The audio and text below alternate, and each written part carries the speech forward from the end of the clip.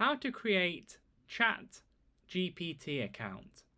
So how to sign up to ChatGPT.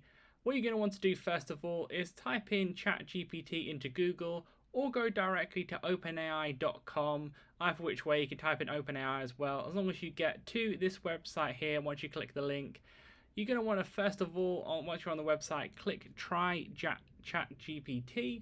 Then obviously you don't want to log in, you want to sign up, so click the sign up button.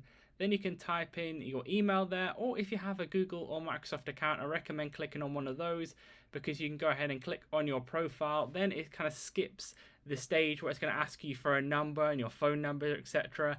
So that's kind of skips a few steps there if you can, but if not, you will have to provide the number that's going to be sent to your phone number, so that will need to be valid. So you might need to do that there. But then once that's done, you can go ahead and do whatever you want with ChatGPT and use it as so. So leave a like on the video if that helped and subscribe for more helpful videos.